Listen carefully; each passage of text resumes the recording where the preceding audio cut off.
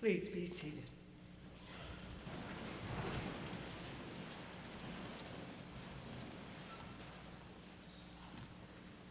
Hear now these words of grace and peace as come to us through the stories of faith and the lives of those who have gone before us and lived in grace. Listen, I will tell you a mystery. We will not all die, but we will all be changed. In a moment, in the twinkling of an eye, at the last trumpet, for the trumpet will sound, and the dead will be raised imperishable, and we will be changed. For this perishable body must put on imperishability, and this mortal body must put on immortality. When this perishable body puts on imperishability and this mortal body puts on immortality, then the saying that is written will be fulfilled. Death has been swallowed up in victory. Where, O death, is your victory? Where, O death, is your sting? My name is Leslie Harrison, and I am the minister here at Knox United Church. We here at the church invite you into this space that you may know it as a true place of sanctuary, of peace, and of healing. A healing that is blessed by the promises of new life, that the community, that our faith, and that the love of the Spirit offers to each one of us. Today, in love, we can share our tears, tears of sorrow as we mourn Jaimz's death, and tears of joy and thanksgiving for the goodness of the life that he did live here among us. Today, in love, we are invited to weave our stories of Jaimz together with the stories of the spirit of life, a spirit of life and death and new life that accompanies each one of us. And today, in love, we can share our grief, our care, and our support within the strong bonds of family and the strong bonds of community. I invite you here to feel what you need to feel and to claim this time and this space as sacred for its purpose, to remember and to celebrate the life of Jaimz Asmundson and to say your goodbyes to him, who in his life was a son, a husband and partner, a friend, and above all else, one who was loved in the power of the Spirit in this world and in the next. And I invite now Canticum to come forward to offer you a piece of music, some of the words of which are printed for you in the bulletin so that you will know the meaning of this time of music and praise.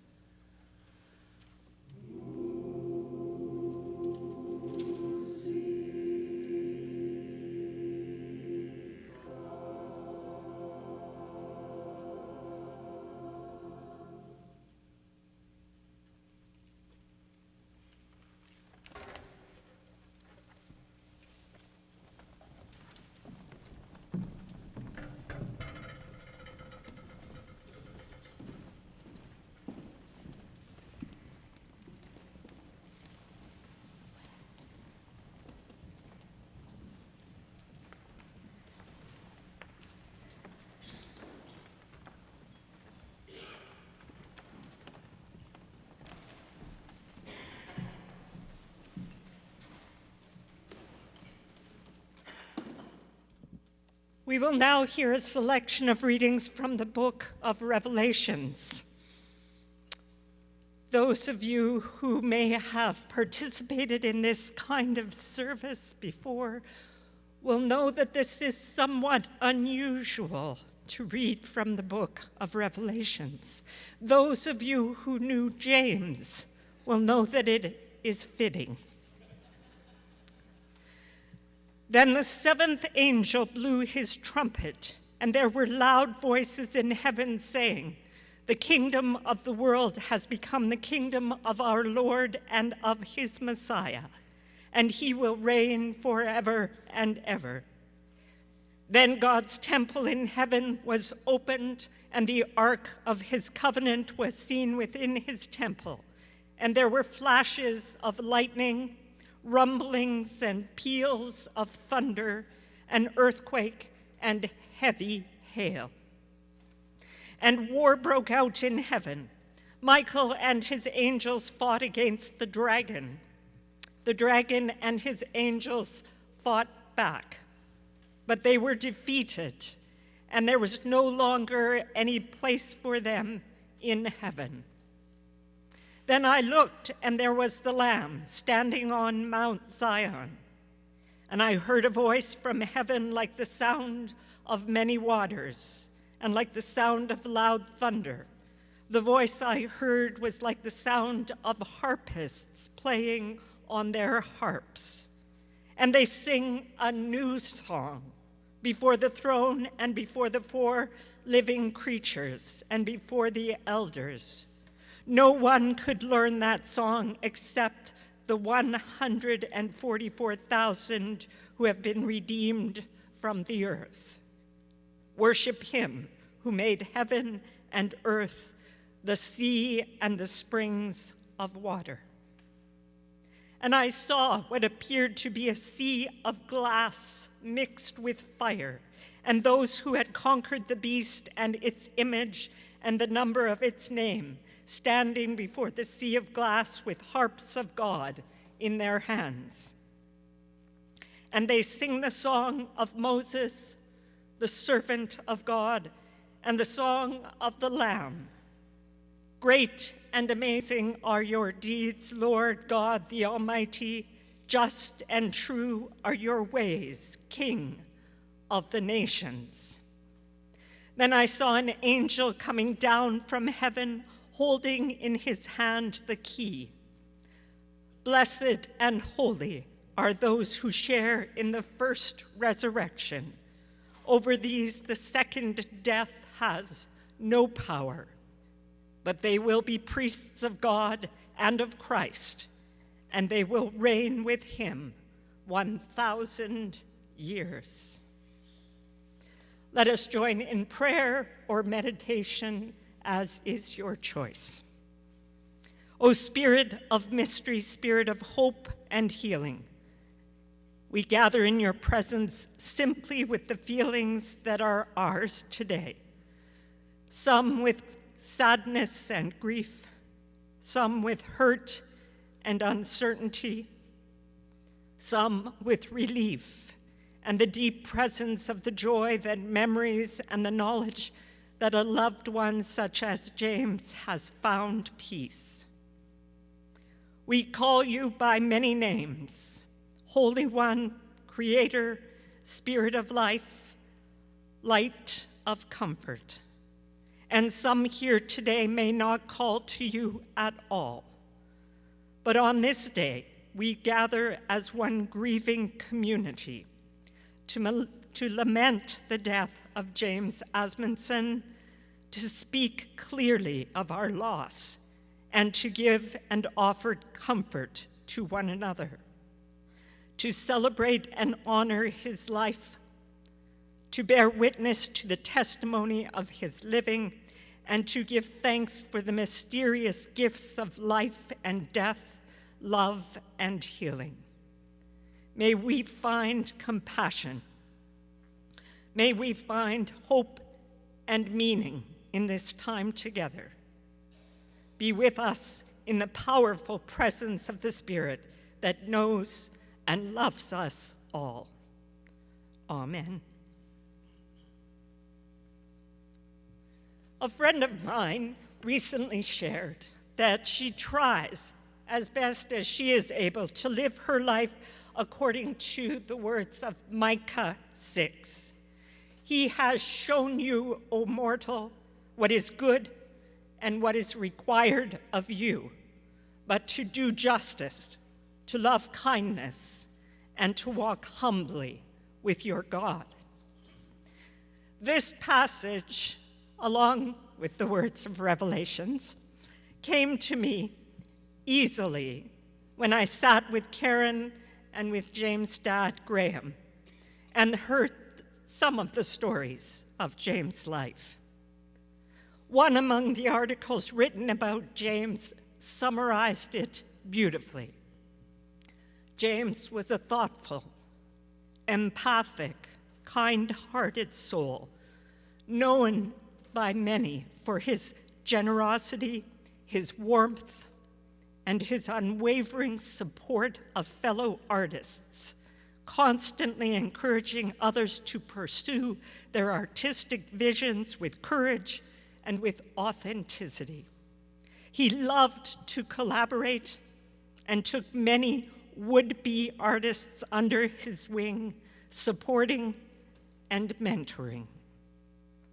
To emphasize the point, James' dad shared that James was paid for his first artistic piece at the tender age of 5 years old. He had drawn 2 images for a postcard, one of an artist with funding and one of an artist without. Can you imagine at 5 years old? Always pursuing a better world, a just and equitable world from the earliest of ages. And as you will most certainly hear more of, always doing it from a place of joy, fun, and a good dose of mischievous prankster. These qualities alone remind us of the notion that life beyond death can be expressed in many, many ways. Today, I think you will hear it expressed in the way James walked through his days with this same kindness and warmth, with courage and with humility, and also with justice and a powerful sense of humor. I think you will hear it expressed through yet another quote describing James' art as transgressive, extraordinary, experimental, absurd, and often bizarre. Not my words, please. These works of art that James brought to life and leaves with you as memory of who he was and what he awakened in each of you. Art that will continue to shape your memories and your stories of the life of James. And of course, you will hear life beyond death expressed in the poetry and the music of today. The music James created and the music which is described in the translated words of Musica as that which forms the original harmony of the heart. That which forms the original harmony of the heart. These words remind us that harmony takes more than one person. Harmony insists on the power of community, the blending of the voices of those who have passed on from this world with those who remain present in it. Harmony that, when blended together in mystery, can bring about the better vision of a more just and compassionate future. Harmony that is the community of past, present, and future, the community that holds on to life in the face of death, transforming it into life beyond death. it is a harmony that the family and that I have come to believe, as do I expect that you will as well, that Jaimz understood on a very deep level. Jaimz once said it this way, "But what does life look like from death's point of view?" Does that sound like him? What does life look like from death's point of view? I'm not sure if Jaimz drew these thoughts directly from Revelations, but I do know that they speak in a way to the vision and the dream of what Revelations is about. This passage of Scripture was written as a vision of the future. It was written as a poem about the destruction of the cruel, inhumane Roman Empire.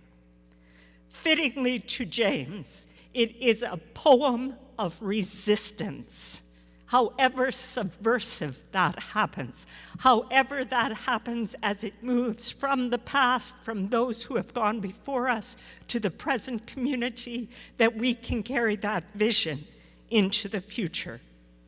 It is a dream that reaches beyond death to the transformative, healing, mysterious wonder of life beyond death.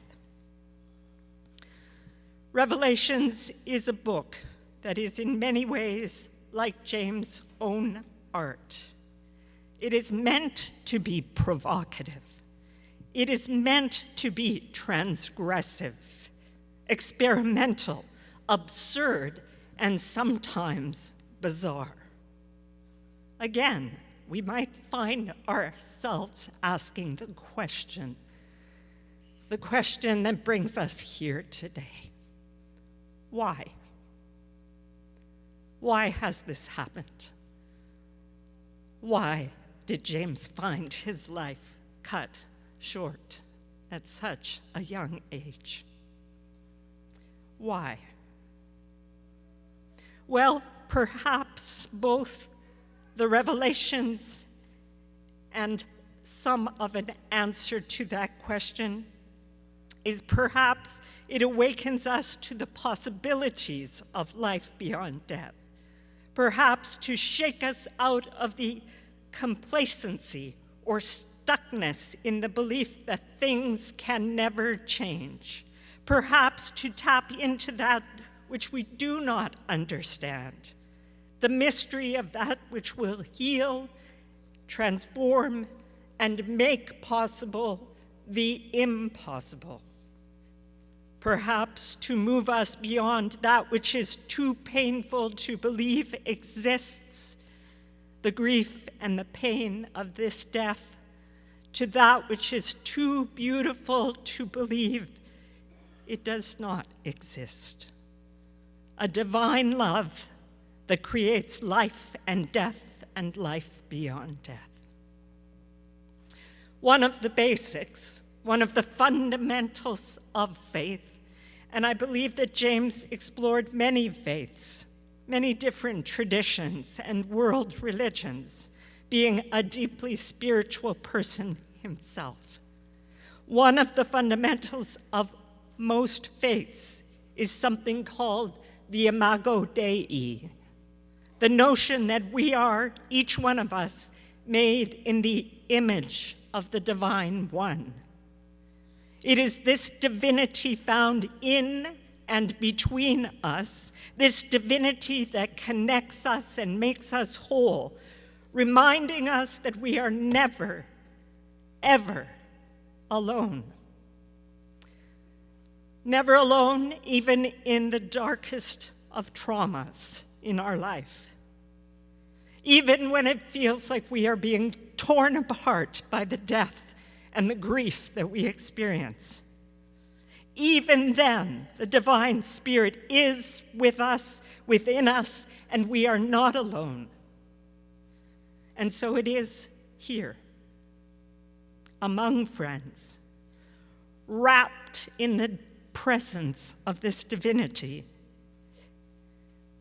that you are free to pour out your pain, to share your deepest grief, to rage against the untimely death of one so young, and to feel the fear of what it means to suffer. All of this is possible, and all of this will be transformed against the backdrop of a presence and a love that cannot and will not ever leave us.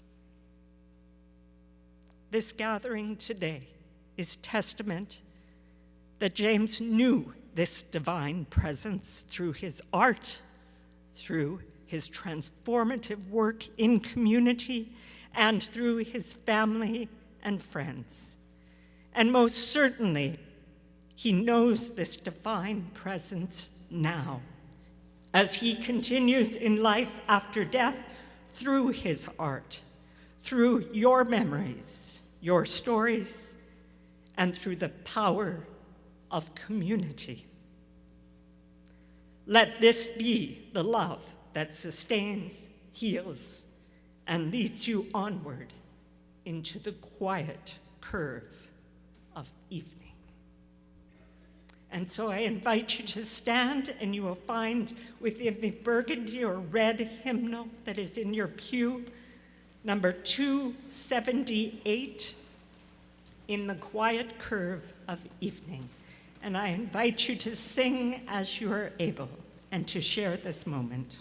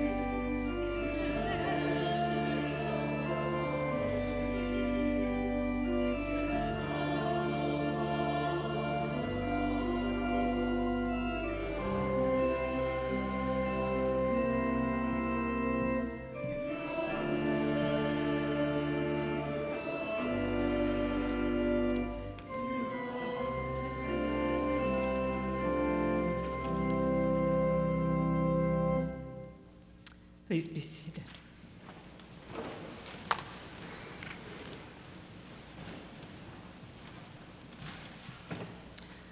Of course, it is always a gift when family and friends are able to offer their stories. So I would invite David, Scott, and Gordon to share their memories through eulogy, story with each of you. Following which, we will leave a space if anyone else would like to come forward. There are 2 places, 2 mics, and you are free to offer a memory, a thought, a prayer, or whatever else comes to mind of your time knowing and experiencing life with Jaimz. So I would invite now David, Scott, and Gordon. Following that time of open mic, I would then ask Dave Grywinski, do I have that right? Close? All right. To come forward, and he will close that time for us.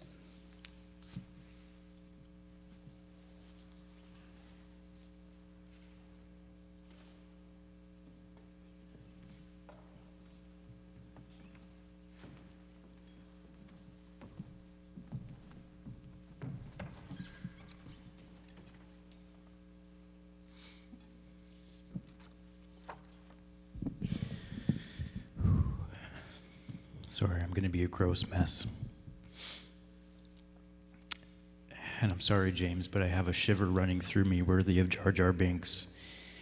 It's a little inside reference he and I had. Ooh. I've written this 4 times over, and it won't come anywhere near to encapsulating the person that Jaimz was or what he meant to me. But here goes. Hi, everyone. My name is David Knipe, and I'm proud to say that Jaimz was my best friend. It's incredible to see so many of you here today to celebrate Jaimz and the amazing life he lived, though not at all surprising, as it's a testament to Jaimz's magnetic personality that drew us all to him. I think it's important that we take a moment to soak in the atmosphere of this beautiful space. It feels appropriate given Jaimz's subversive interest in religion and especially the end times. I'm not sure what inspired Jaimz's enduring obsession with the rapture. Maybe it was his dogged determination to collect all of the Christian Apocalypse VHS tapes, a quest that had the end goal of a video project titled VCR Armageddon that he was just starting to work on when he died. I also imagine this obsession was due to Jaimz's intensely spiritual nature and his interest in what lay hidden beyond this reality. He liked to pierce the veil, probing the thin barrier between this world and the next. For all of us now left behind without Jaimz as he zooms around in the other world, hanging out with Dave Barber and his mom Carol and filmmakers George Kuchar and Kenneth Anger, it feels for us as if our world here is falling apart. Jaimz lived with one foot in that other reality. It was a quality that engendered his expansive, inquisitive character and fueled his artistic practice. So while it may feel like we are in our darkest times as friends and family of Jaimz, as a society, or even as a species, I find comfort in knowing that he is out there watching things fall apart, maybe even pulling some of the strings himself, with that gleefully mischievous smirk of his, and I hope that can bring you some comfort too. One of the first times I met Jaimz was at the 2016 Gimli Film Festival, where Ghost Twin played an outdoor beer garden. We didn't really know each other then, but I could already tell what a kind, fascinating person and quietly confident and extremely talented artist he was. The other thing that was abundantly clear to me that weekend was the incredible partnership that he enjoyed with his wife and bandmate Karen. Less than a year later, Jaimz asked me to help out on a Ghost Twin music video shoot. We'd only been working together at Cinematheque for 6 months or so, and he already trusted me to be the assistant director. In this position, I got an up-close view of these 2 pillars of Jaimz's life that would continue to impress and inspire me throughout our friendship: art making and Karen. I saw how Jaimz approached his art. He prized collaboration above all and took great strides to ensure that everyone had creative input on the shoot, including me, who had never really worked on set before. He was involved in every element of the video's making, from the costumes and the makeup to the choreography and even to performing in it himself. But he was never dictatorial or micromanaging. He knew when to abandon one of his ideas in favor of someone else's that worked better. His vision was never in doubt. He knew exactly what he wanted, but he also knew what good would come from opening it up to others to leave their imprint on it. Working alongside him during that shoot, I learned just how open and generous Jaimz was in his art making. From his warm generosity at the top, all good things flowed down, and the entire cast and crew that weekend were committed, enthusiastic, and having a great time creating together. This, I would come to learn, was how Jaimz viewed art, as a collaborative endeavor amongst passionate friends. Seeing Jaimz and Karen create and exist together that weekend, it was apparent the two of them had a quiet harmony that buzzed with trust, care, respect, and lots of love, deep, genuine love. They seemed to be a perfect match, a kind of mythological true love that I'd thought was unattainable, if it existed at all. Yet here they were, two soulmates creating art together in beautiful unison. That weekend cemented my admiration for Jaimz, and it brought Karen into my life, a blessing for which I am eternally grateful for. In getting to know Jaimz over the past 7+ years, my esteem for him as an artist and person has only grown. In that time, I got deeper insight into his artistic process as he would share demo tracks for the new Ghost Twin albums, affording me a front row seat to how he made music. Everything came from a place of deep meaning for him. Each lyric was personally significant, holding the key to his innermost thoughts and feelings. He truly poured himself into his work, seeing it as a necessary and natural extension of who he was at the most elemental level.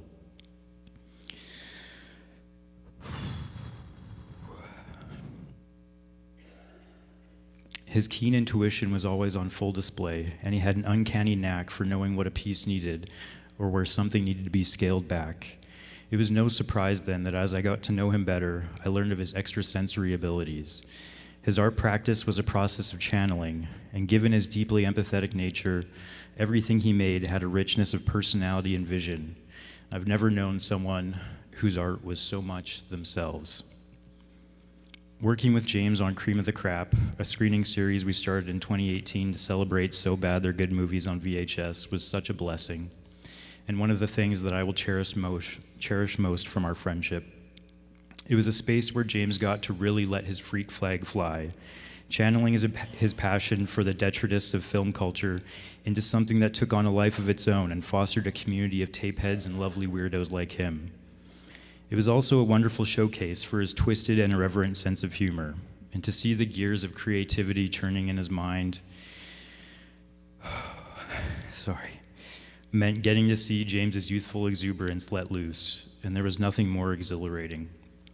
Sitting at the controls of the video switcher with everything perfectly choreographed and designed to elicit maximum glee and astonishment in the audience, telling bad jokes and riffing on even worse movies with our fellow crappers Amanda Kinzierski and James Corba, you could tell he was in his happy place.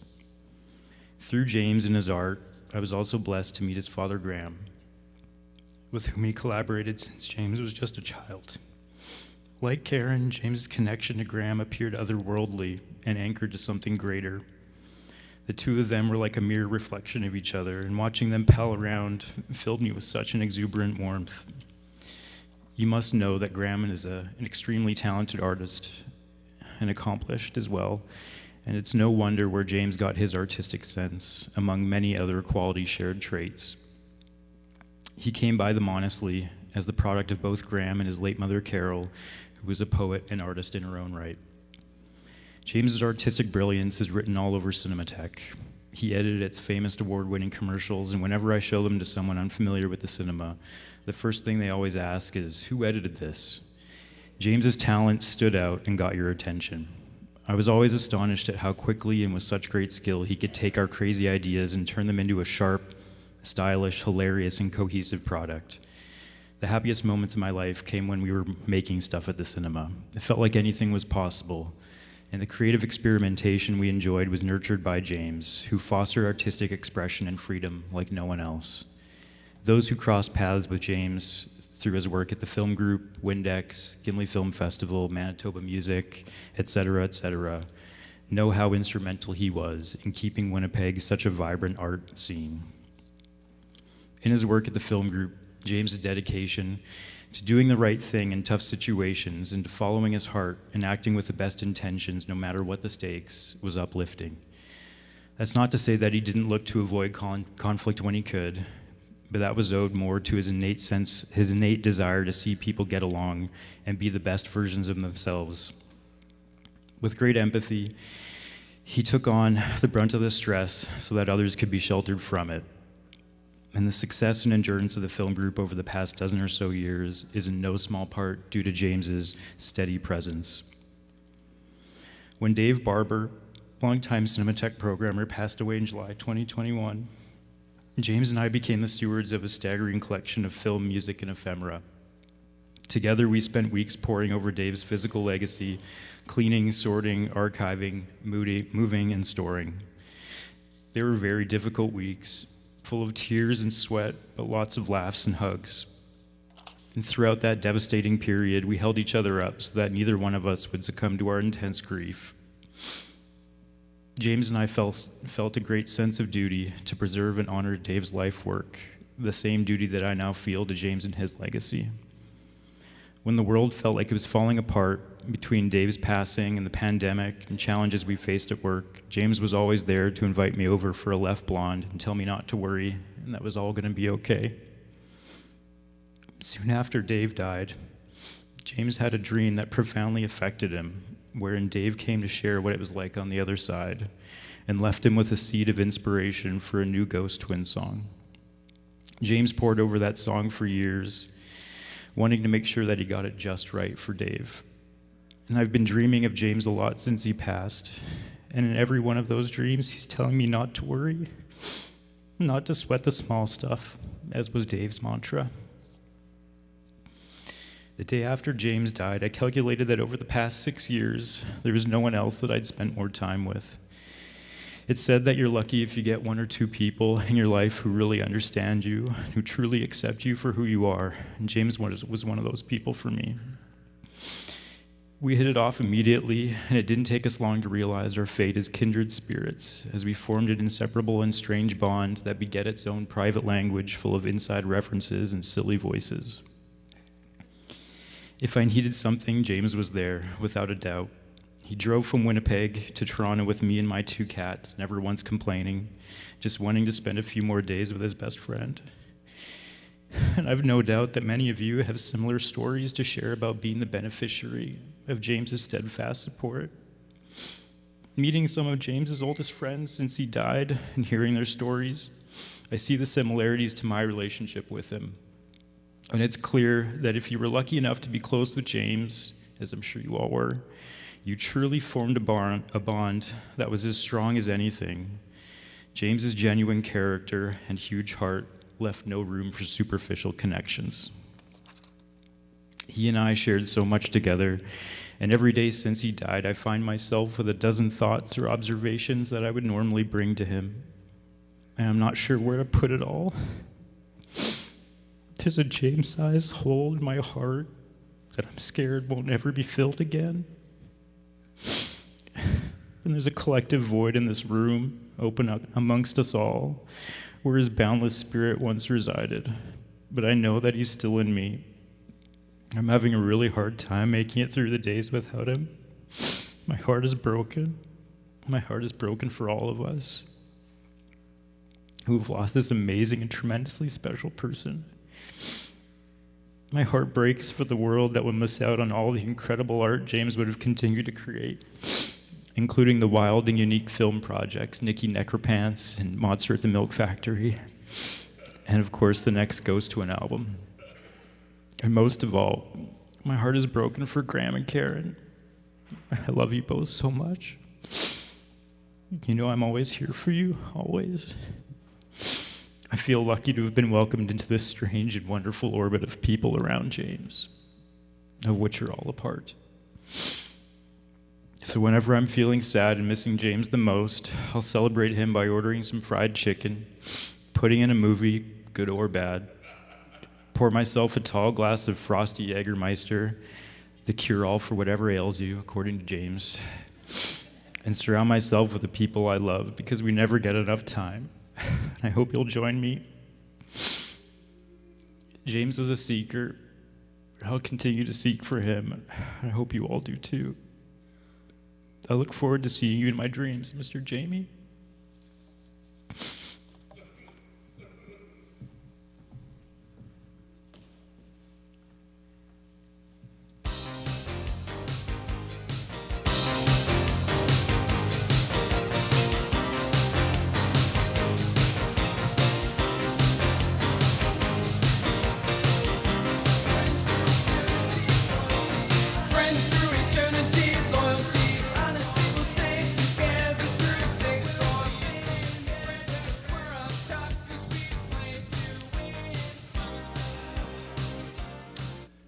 Hi, everyone. I'm Scott. I'm Karen's brother, James's brother-in-law. I hope you'll bear with me. Standing in front of a group of people and giving a speech is, for me, one of the most terrifying things imaginable. Actually, one of the things I always admired about James and Karen was how they put so much of themselves out there, presenting their creative visions on stage or on screen. That ability, that kind of courage has always mystified me. I very rarely saw James in fear of anything, although he surprised me once, confiding in me that he'd been more than a little nervous about meeting me for the first time. Initially, this just made me wonder what exactly Karen had told him about me, and then reminded me that, although he didn't know it, James had already won me over before we were even technically introduced.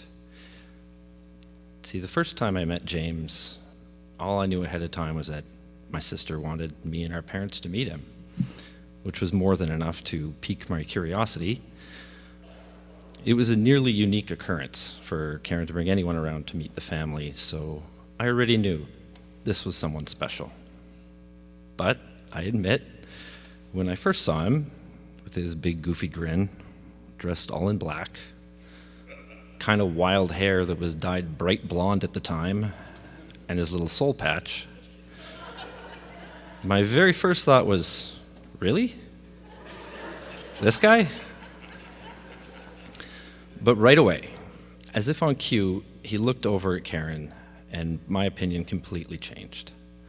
I realized, oh, he is completely, utterly, head over heels in love with her.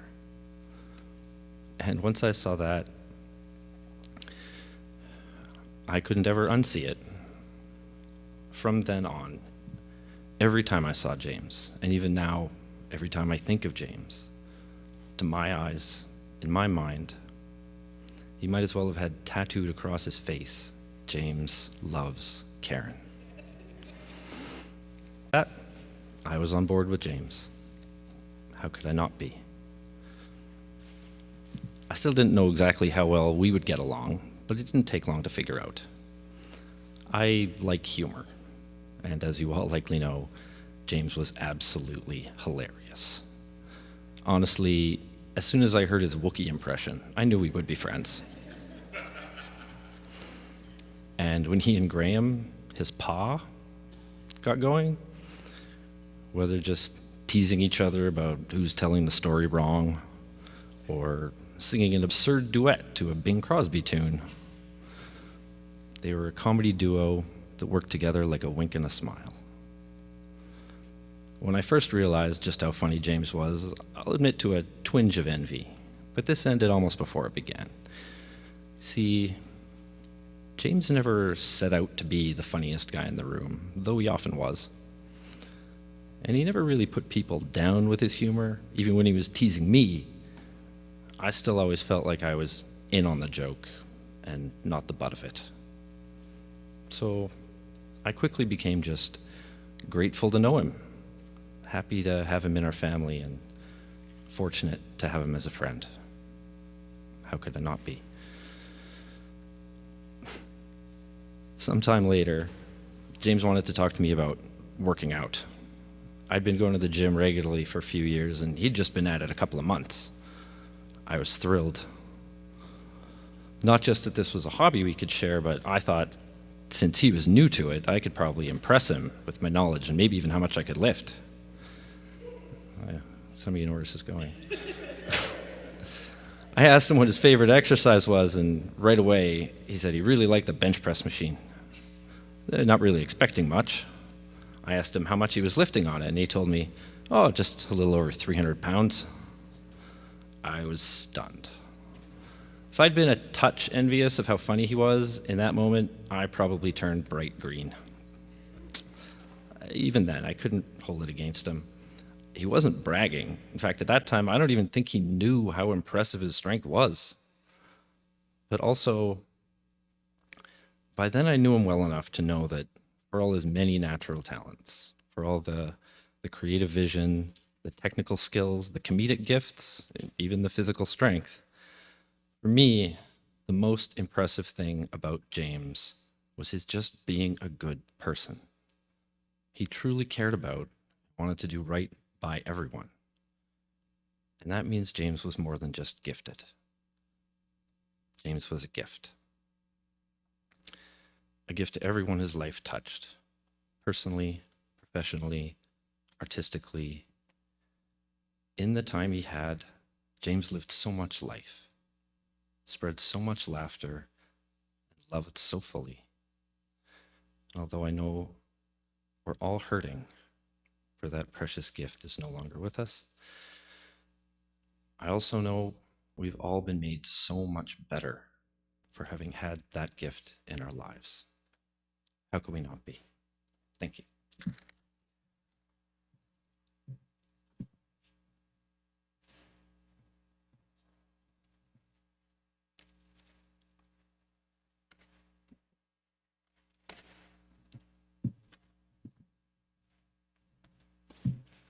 No music?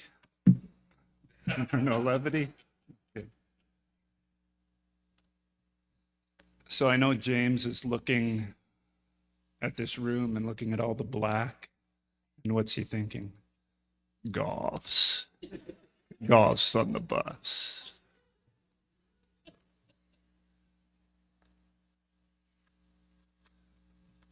I need a little support. I don't know if I'm going to be as composed as my predecessors.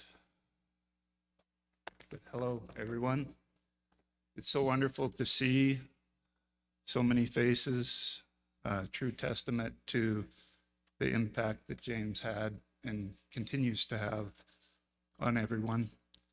I'm Jaimz's uncle, dearest Unky Gord, as he referred to me, even in his most recent text to me just a few months ago. I have a few things to say about Jaimz.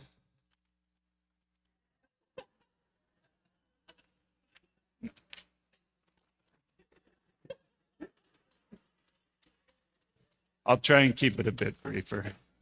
So, joking aside, I'm going to have to follow my notes to get through this. I've repeatedly tried writing in my head what I was going to share today.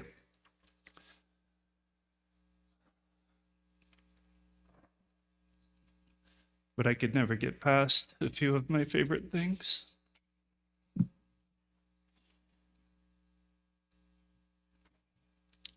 There goes the composure. A few of my favorite things about Jaimz.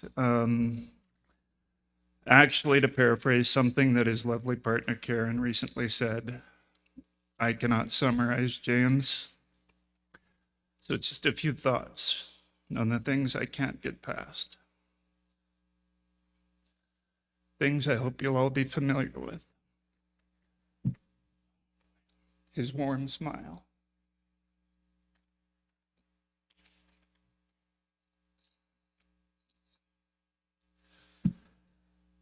We've heard about it already, but his uniquely mischievous and ingenious creativity, some of which you will see shortly, and much of which I hope you have already seen.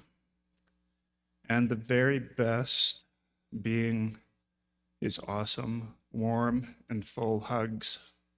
Did anyone get a Jaimz hug? I hope so. He gave the very best hugs.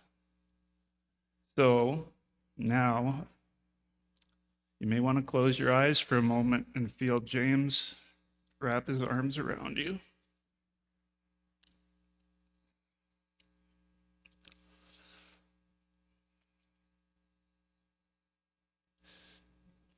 With his loving squeeze, because I'm now going to say a few words that my brother, James's father and best friend, has asked me to say on his behalf.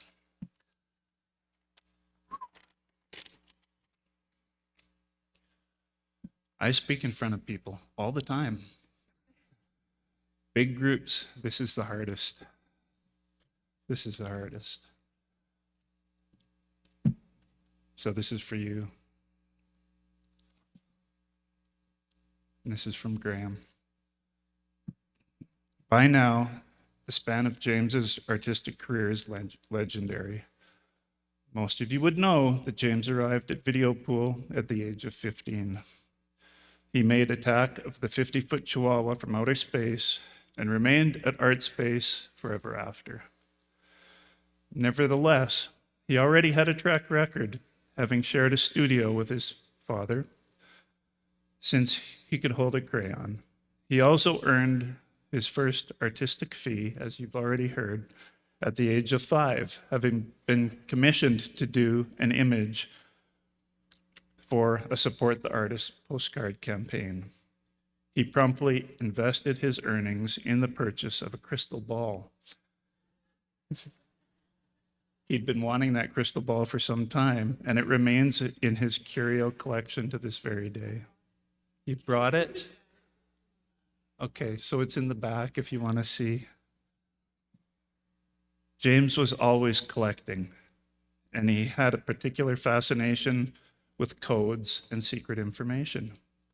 He began reading in his second year and had a curious way of understanding letters and particular sequences of letters in his storybooks. His parents never gave it a second thought, but he told his father recently that in his toddler mind, he had determined that there was a secret code embedded in language, and he was looking for it. He went on to uncover many codes, secret and otherwise, and was busy working with some more recent discoveries right up until the day before he left us. And now, our dear, sweet James, you have embarked on the great crossing over, well-equipped in your lifelong quest for the final journey. We can only believe that you are needed elsewhere, for surely, how else can we face the pain of having you ripped from our hearts in such a seemingly cruel and untimely manner? But they say that love bears all things, and this we must continue to believe, and believe in you, James, as we say farewell. Thank you.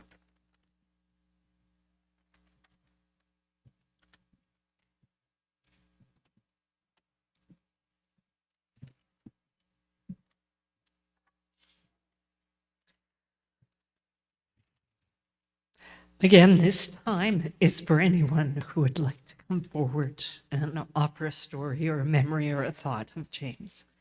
And if there is no one, then we simply invite you to sit in the silence of this time and to share your own memories within yourself.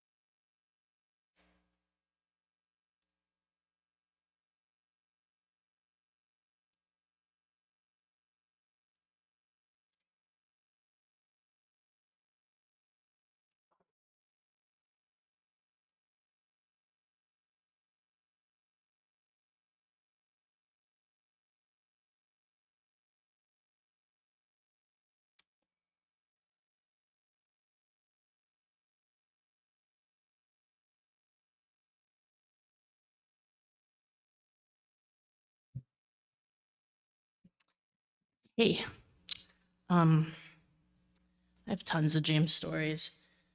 I was thinking about it, and I'm always thinking, well, I'm an emerging filmmaker, but then I realized when I got him to sign my passport papers, he's like, we've known each other for like 10 years. And I was like, uh-oh. I don't think I'm an emerging filmmaker anymore. Kind of told some of my favorite stories to Karen and Graham. I looked on my phone after I heard of his passing, and Graham had asked me before to tell everybody the story in a small group, and I'll tell it to you guys. I looked, and it was over and over. It was him asking me if I was okay. Did I want to go for coffee? Because I could talk to him about anything. And then him asking me for a bio because he was supporting my career. And that's the type of guy he was. Another story that I like to tell is the fact that I never really thought of him as like a really like big, strong, tough guy because he was such a sweet, sweet person, right? And me, James, and David were at Johnny G's, and somebody was harassing the staff there. And Jaimz was thinking about it, and he's like, you know what? I'm just gonna go back this guy up. And he stood up, and as he walked out of the patio into the bar, I was like, oh yeah, he's a big guy. I was like, I forgot he's a big guy. And yeah, he went out there, and then I remember James Corba was like, well, I guess we got to do this. And James Corba gets up and goes with him. And so the two of them are in the bar. And I just remember sitting there being like, I'm sure they got it. I'm going to finish this drink. And then they both came back, and they're like, yeah, the guy looked at us and rethought what he was doing and left. And I was like, that's awesome. It's just, yeah, it's just not the way I thought of him. He used to always text me and be like, are you available on this date for Cream of the Crap? And something that he never knew was I wasn't always, but I would cancel whatever I was doing because I just thought it was the most fun thing ever. And I was just, didn't want to not be there. It was just such a fun thing. Yeah. Another story, when we were writing, well, he wrote Nikki Necropants, and he had asked me to star in it. And then when I went to his place to talk about it, he was like, so what do you think she would say? And what I didn't realize is that collaborating with him meant that everything that I said, he just was like, yep, perfect. And I remember I said some stuff. Some of the stuff we were writing was about misogyny, and I was reciting things that I had heard from my life, and I was like, is that too much? Is that going to be too much? And he was like, nah, it's going in there. It's going in there.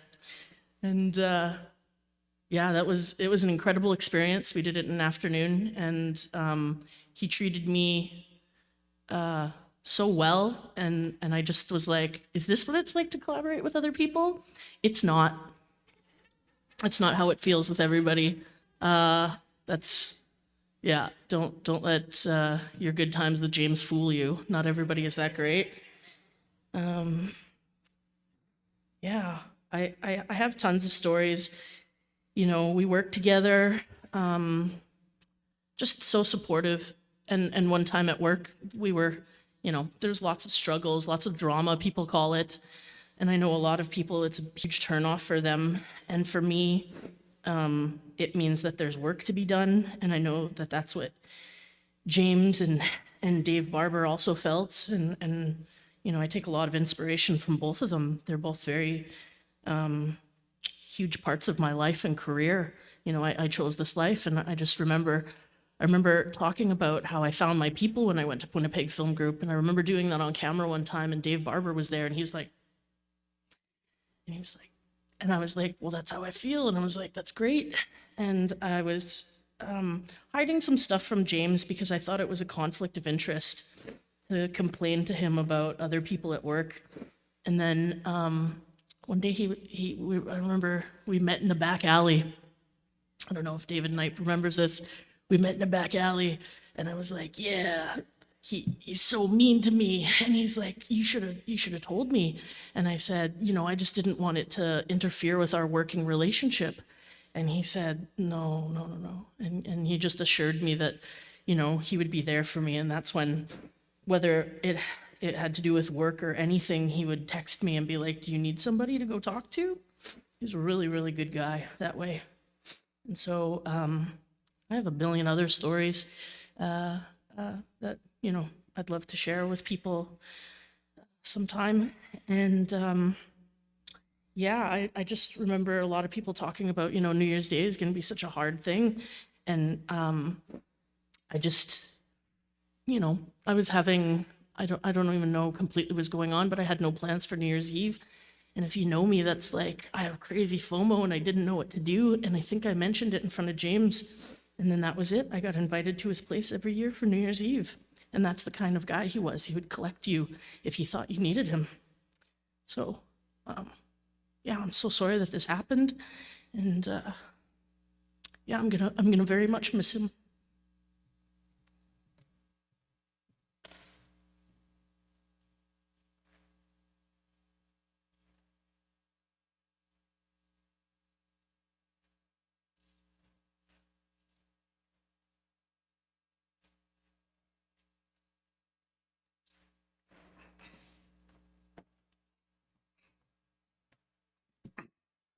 I don't think I'll be able to do this, but I'll forever regret it if I don't.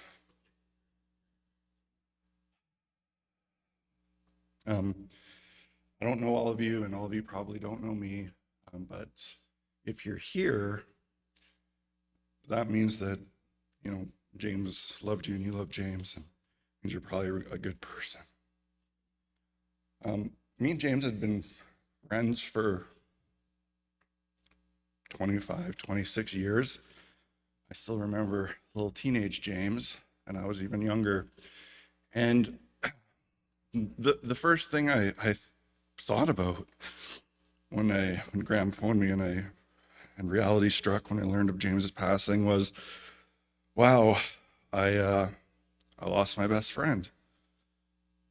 And in the weeks after that, what I've come to realize is that a lot of people lost their best friend.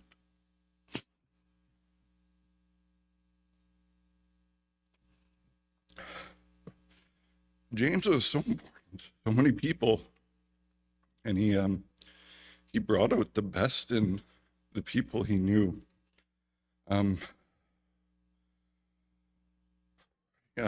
Hearing about those big hugs, I'm glad to say that the last thing I did was get a hug from James.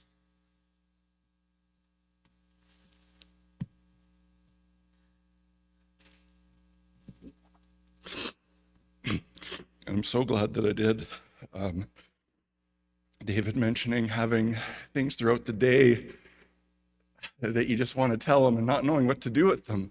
I don't know who I'm going to send funny marketplace listings to now when I see someone selling cursed dolls or accidentally taking a picture of themselves in their underwear in their mirror that they're trying to sell.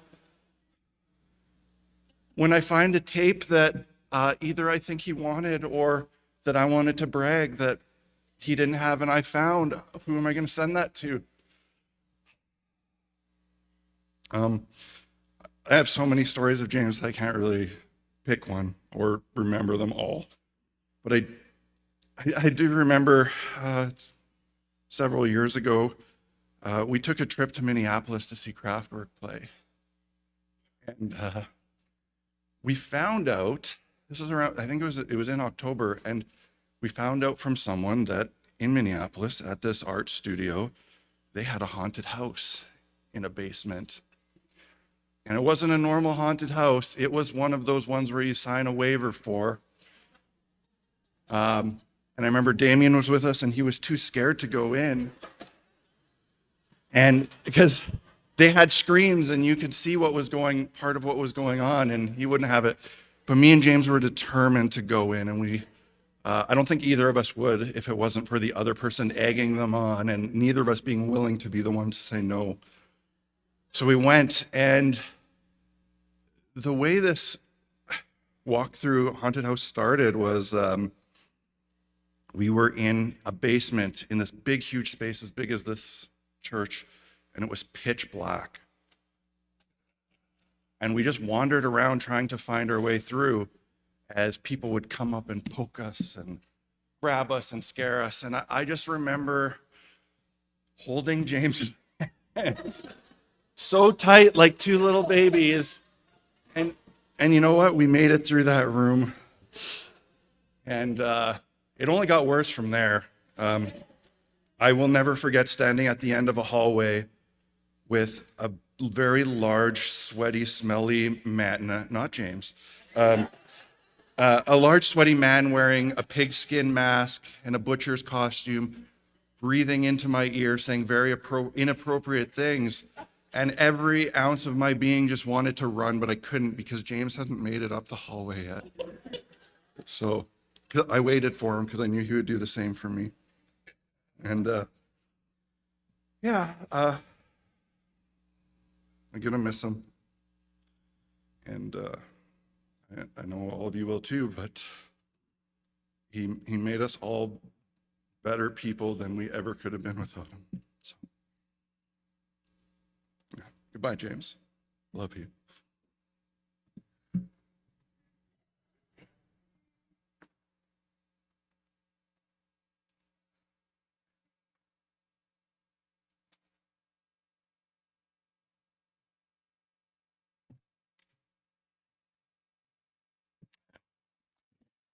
To first thank Amanda for cracking the awkwardness of being the first person to come up and talk. That's a very important person in a situation like this, so thank you.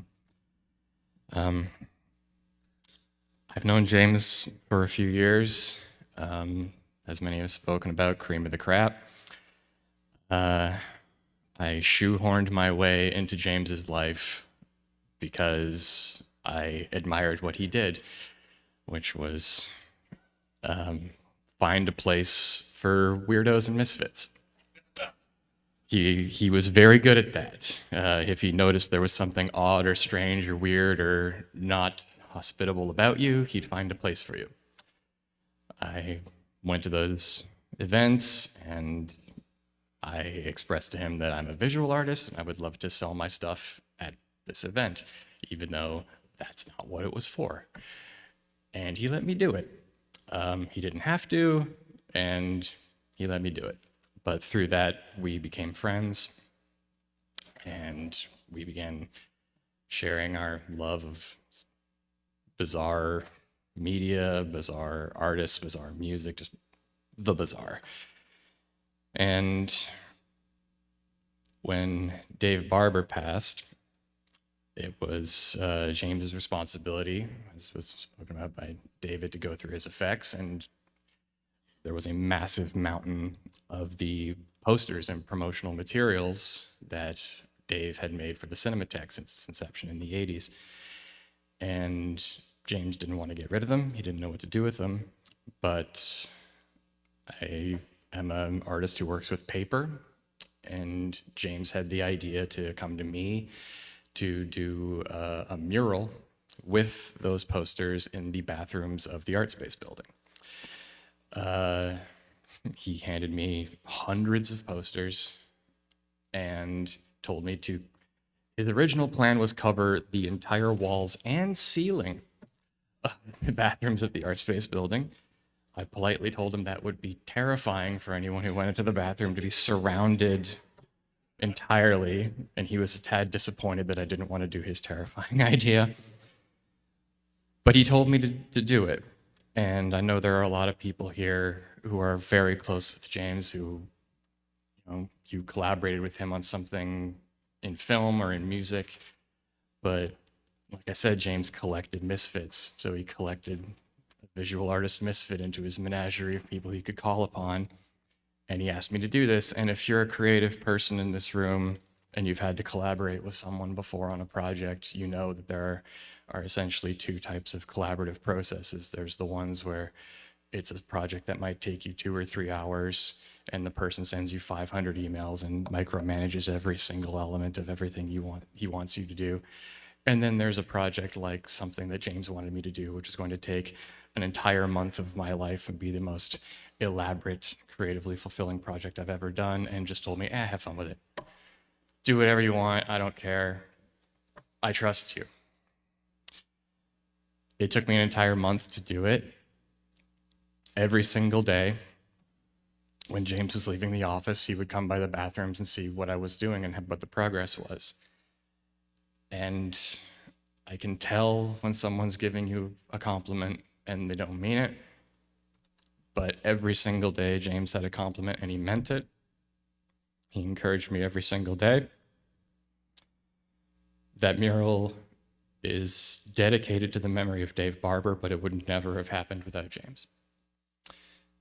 It was something that, as a creative person, you wish to get, then you seldom do.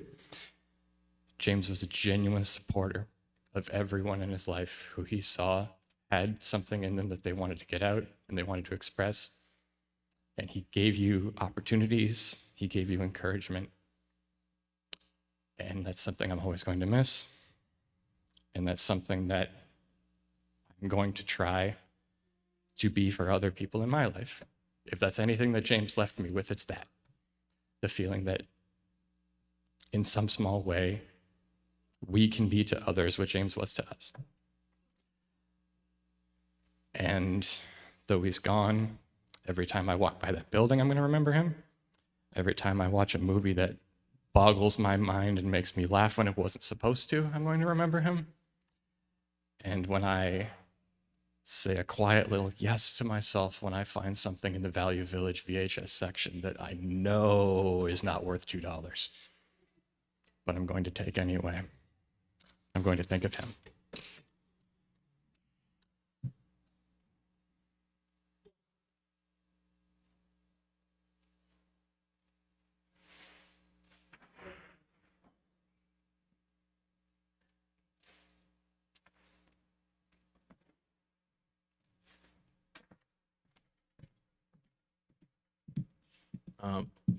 The funny thing is about Jaimz is I could repeat everything everyone said so far and it would be completely true for he and I.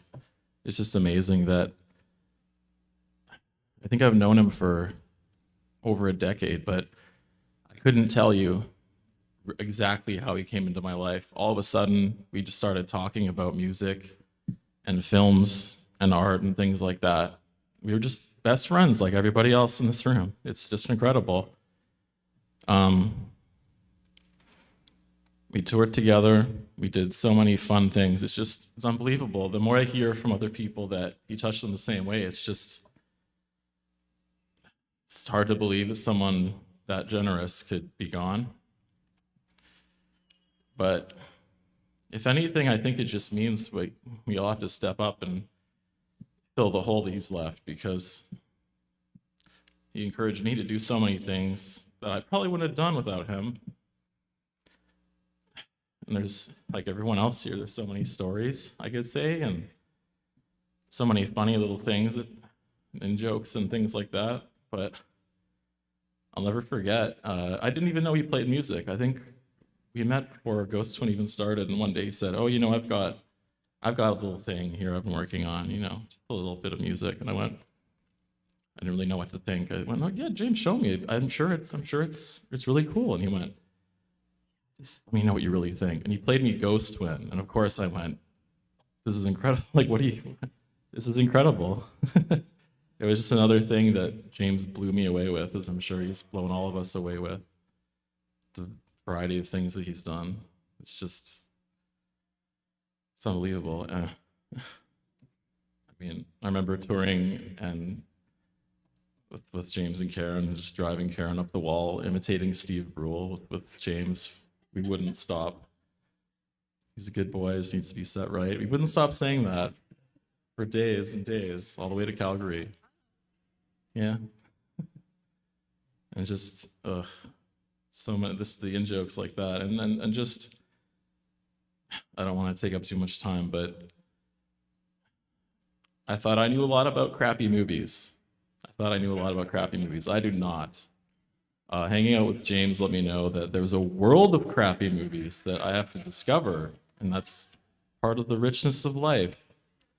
He showed me that there are 3 versions of Getavin, and that blew my mind. I didn't know that. And I hope I can watch all 3 still, I don't know. But that's James, though. Everything, he made you feel like is the most important person in his life whenever you were with him. And that's just such a gift. Like, everybody, I hope we all appreciate that. It seems like we do. It's just really a rare thing to see. I think it's just important to take that and just move forward with it and try to fill the hole that he's left. And he would have wanted that. He wanted everyone to succeed and everyone to make the best start they could, and just that was James, and we all saw it, and he did that for all of us, and it's just really special. He's a special guy.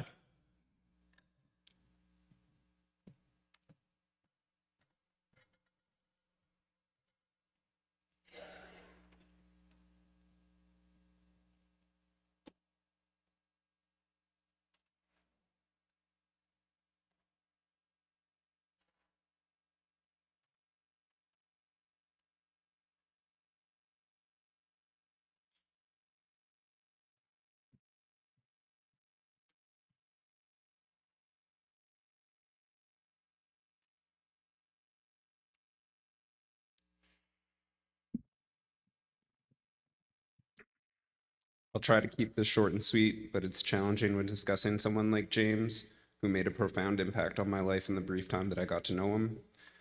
James is an all-around good person, selfless and dedicated to seeing others succeed, and a kind-hearted soul. We shared numerous similar interests. He was a filmmaker, musician, and a friend who left a positive impact on various communities, both local and abroad. His absence will create a void that is impossible to fill. And now I'd like to recount a few memories that stand out for me as I reflect. In 2017, I attended an event at the Winnipeg Film Group where filmmakers were showcasing their short films. Ben Williams presented one of his flicks with music by none other than Ghost Twin. I had never heard of them before, but I immediately fell in love with their sound and asked where he got that track. Little did I know that they were locals that were a part of the community that I was just getting to know. I attended as many Ghost Twin shows that popped up. I admired their style, which was a sound in Winnipeg that I hadn't experienced before. I would occasionally chat with James and Karen after their sets, but talking to artists you admire can be intimidating. However, James and Karen were immediately kind and quickly became friends of my wife and mine. After my first professional short film screened at the Gimli International Film Festival, James and Karen praised it. It was a career highlight as I looked up to both of them, and their encouragement meant a lot in my very early years. As time passed, and James and Karen invited my wife and I over for dinner for New Year's, and we would chat on the regular. One of the first memories I have of hanging out with James was when he asked if I wanted to see his gear. I was surprised, but I gladly accepted it. He gave me a peek into his life, showcasing his gear, his room, his VHS collection, and all the rad stuff that made him who he is. One day at Into the Music, I bumped into James while I was flipping through vinyl. He settled on a tobacco record, which I'm actually super jealous of now. And then I pulled out a Trust record and he pulled out a Trust record and he said, "This is an awesome album, you should buy it," to which I immediately did. He told me about so many awesome new musicians I'd never heard of, and they've all shaped me into who I am today as a person. Those artists are people I listen to on the daily and who have had a profound impact on me as a creative. James came by my old apartment one day, and before leaving, he asked, "Do you want to hear some unreleased tracks from the new album?" This invitation meant the world to me. We sat in his car, and he blasted the wicked new sounds, and he was just beaming with joy. Ghost Twin had evolved, and they were at the top of their game. He was proud of what they created, and he absolutely deserved to be.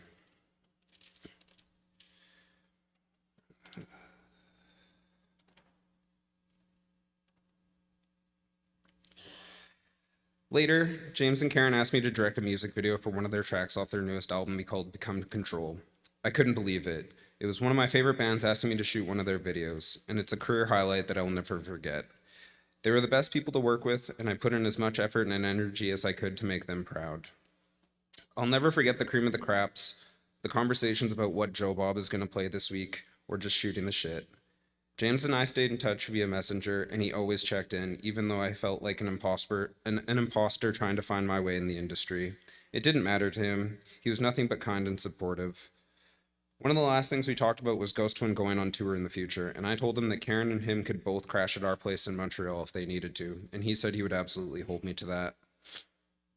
I'll miss James so much that words can't describe it.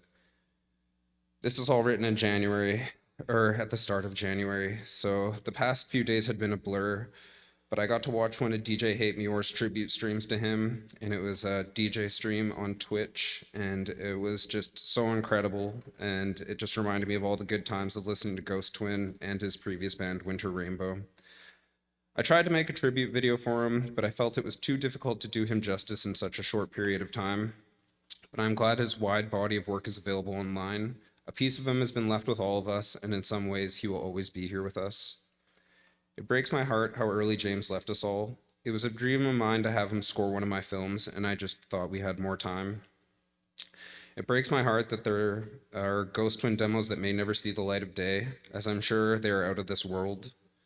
It breaks my heart that I won't see any more of his shorts or feature films from him. He was an endlessly creative talent, and anything he worked on was always incredible. I want to send all my love to Karen, Graham, and Jackie in these tough times. I know how much James loved all of them, and it showed.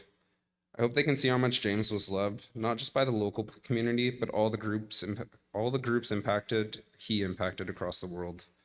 I also wanted to send my deepest condolences to James's friends and anyone in the art space building who knew him. We all have special memories with him, and that is something that can never be taken away from us. There was and there will only ever be one James. Now we can remember him for the incredible human he was and appreciate the legacy of work he left with us for the world to experience.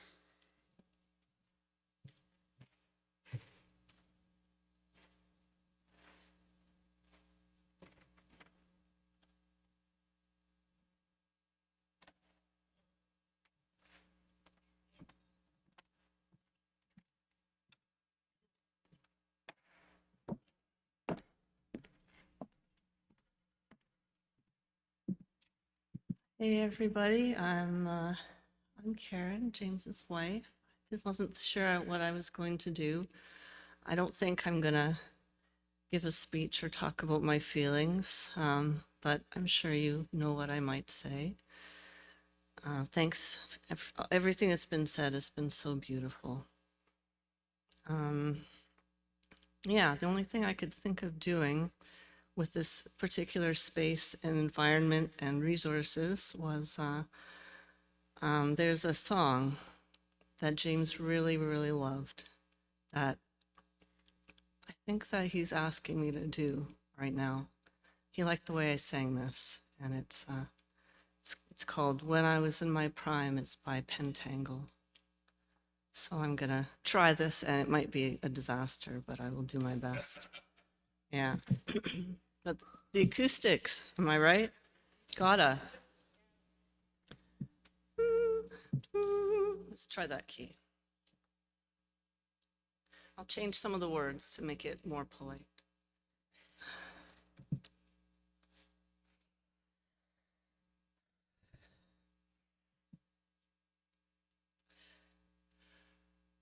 When I was in my prime, I flourished like a vine. There came along a strange young man, come stole this heart of mine. Come stole this heart of mine. The gardener standing by, 3 offers he made to me. The pink, the violet, and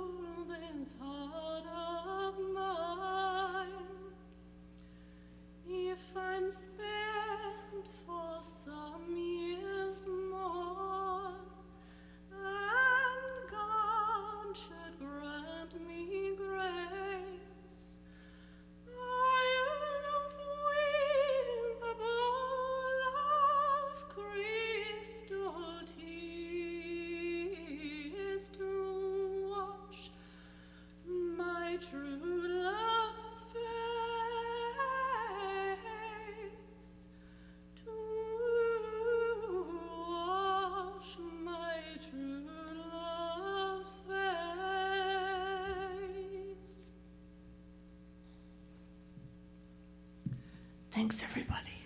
Thanks for being here. It means a lot.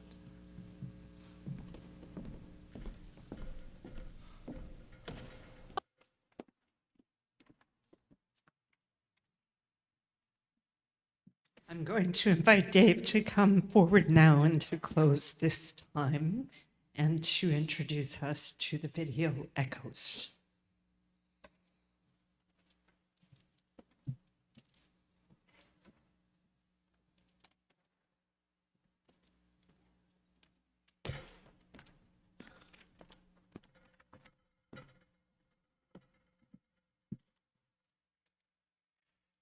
Well, that's a hard act to follow, but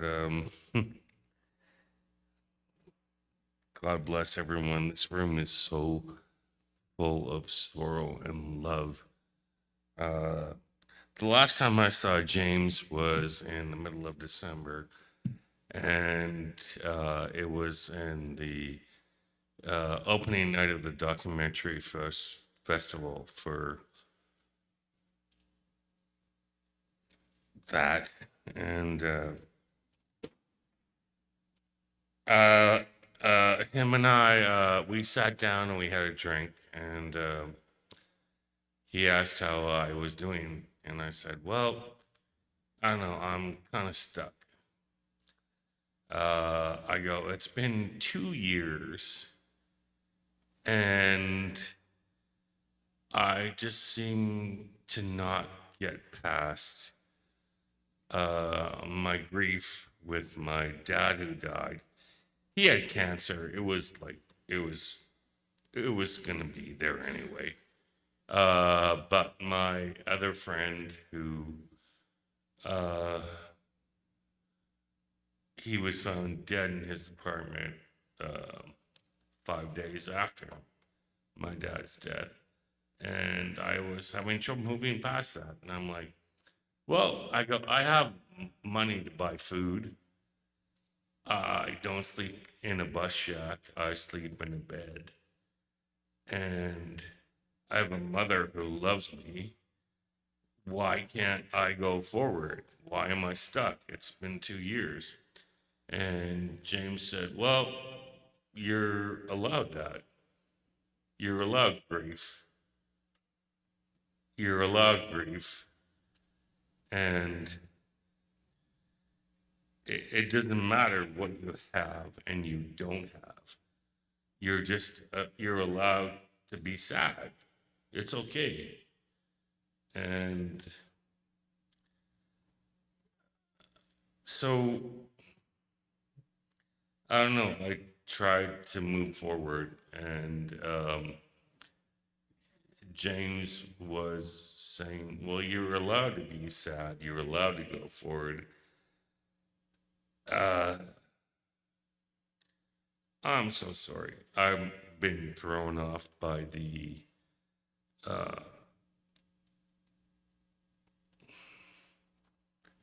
photograph of James that was here. It's a life-size thing, and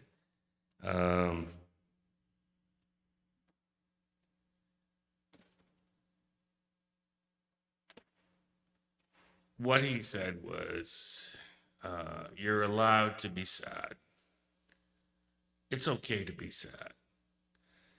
And moving forward, or trying to move forward, it's like, it's sad. And it's okay to be sad, but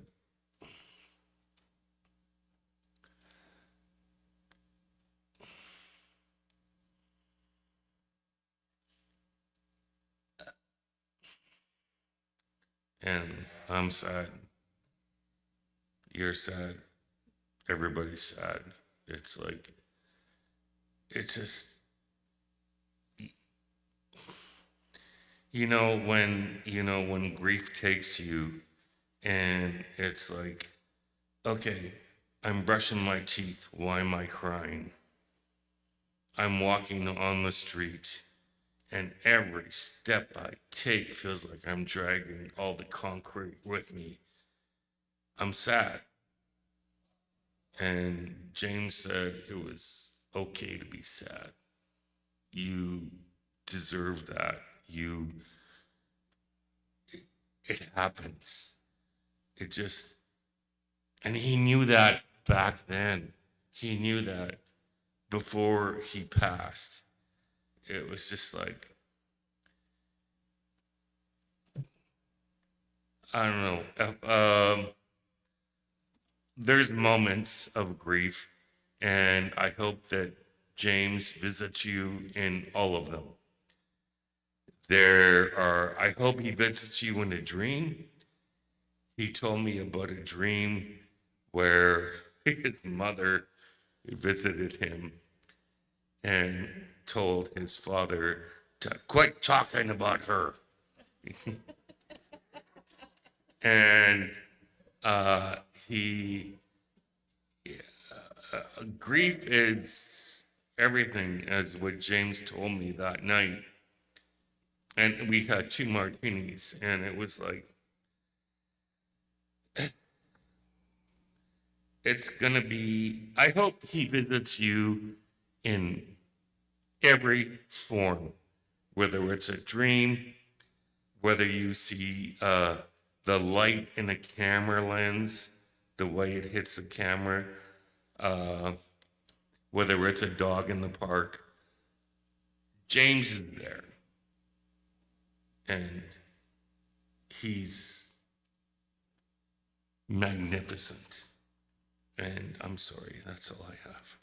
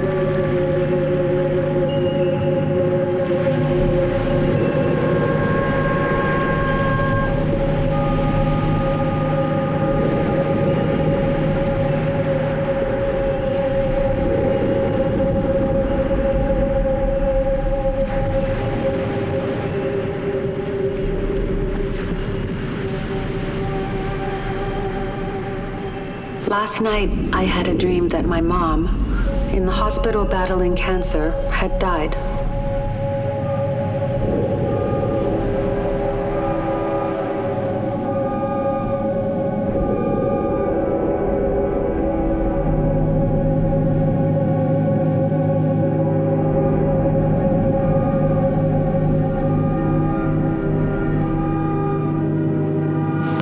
Called to tell me that they were transferring her to another building.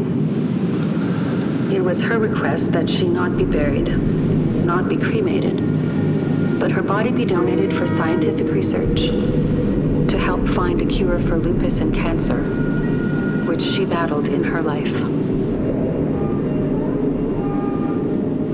They said, though, that they were transporting her via the Winnipeg Transit, and that her body was going to be left inside of a bus shack until the next bus came along to take it to its final destination. The bus shack was at a very busy intersection of several major streets. I don't think it was a bus shack that actually existed. It was one that was on an island and an intersection. I became very worried about this, and I hopped in the car and went down there.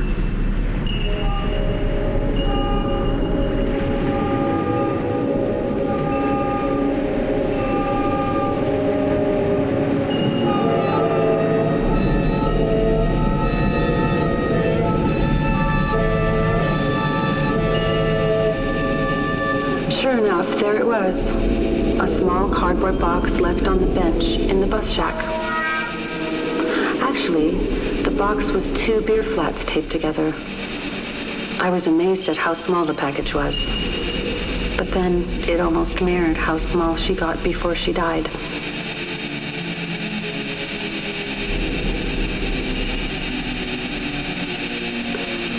I noticed the box had been opened, though. I looked inside to find her body packed neatly in pieces, but her head was missing. I put the box inside the car and went searching to try to find her head. I saw a field nearby the bus shack and noticed some footsteps had trampled the long grass. I followed the footsteps to find a small shack at the end of the field, which seemed like it belonged to an alchemist or some kind of liquor bootlegger. Inside, it was full of test tubes, boiling flasks, all kinds of liquids and chemicals everywhere, and things in jars, both dead and alive. Then I saw a shelf where my mother's head was resting.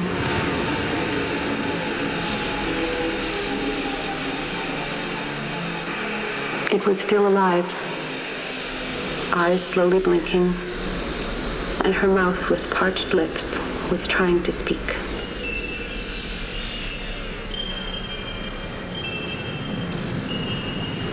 I said, "Don't worry. I'll take you from this place." And I put her head under my arm and carried her out. And when we got outside, I gave her a kiss and I said, "Don't worry.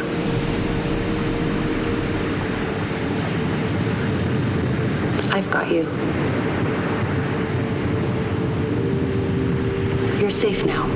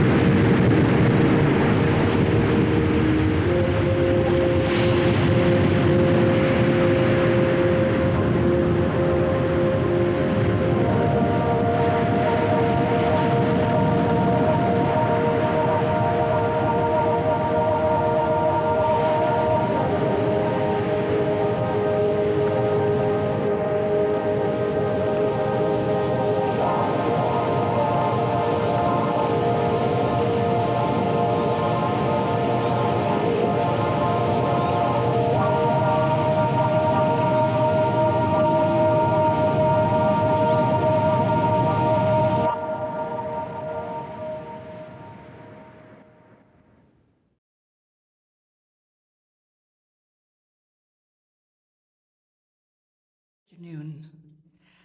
My name is Jill Motes, and my pronouns are she, her.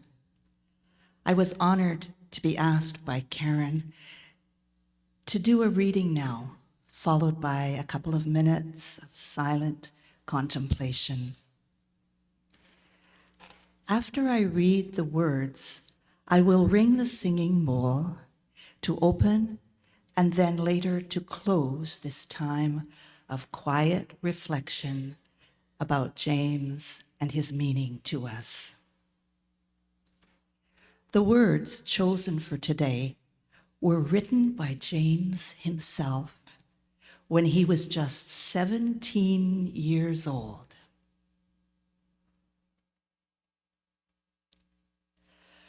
When we say the word life, we think of something walking, talking, and breathing, something alive. When we say the word death, we think of something still, motionless, and non-existent.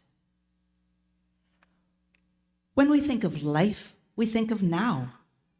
We think of being born, living, and eventually our life ending. But how do we know our lives end when our bodies stop functioning?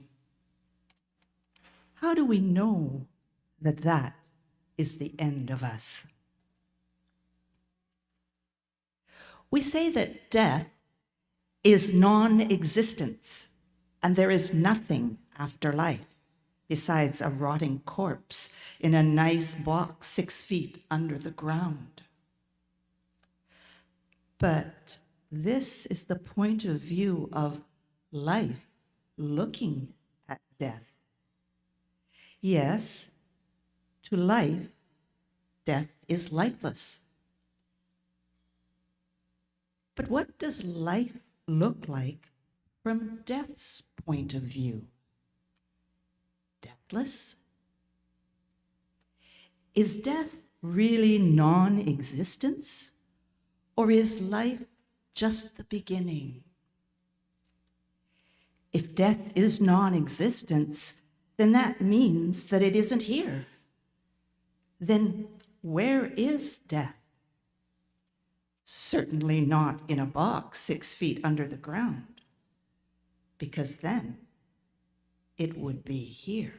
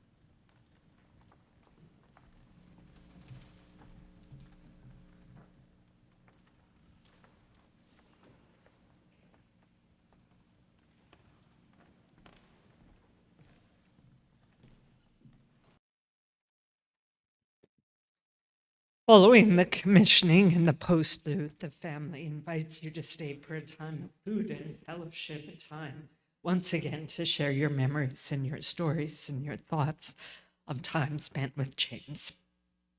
The food, again, in a little bit of an unorthodox manner, but the family was not sure how many people would be gathered, and we did not have space large enough, as I can now see, for all that have gathered. So we're inviting you to make your way to the back of the sanctuary and to pick up your food there, and then to find a seat, whether it's the same seat or you mix and mingle around. Please feel free to do that and share the time of food and fellowship right here in this space. There's also a small hall at the back of the church here. If anyone does need a place to sit or a table to have in front of them, you're invited to find me and I'll show you the direction to the back there. Later tonight, the family invites you to celebrate Jaimz's life further at the Royal Albert Arms. So please, you are invited to stop by any time between 8 and midnight.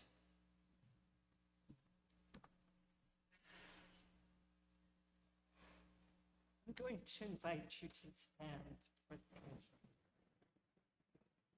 occasion.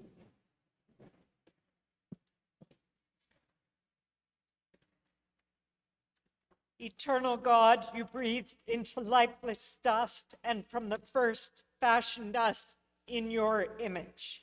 In sure and certain hope of the resurrection you have promised through Jesus Christ, we now entrust and commend to you this, a friend and loved one, Jaimz Asmundson. And when the time comes, we commit his body to the ground, earth to earth, ashes to ashes, and dust to dust. May we be blessed by this time together in sacred and healing space. May we know the blessing of the Holy Spirit in our life and our believing, at our end and at our new beginning. May it be so. Amen. Please be seated, and the family will follow me.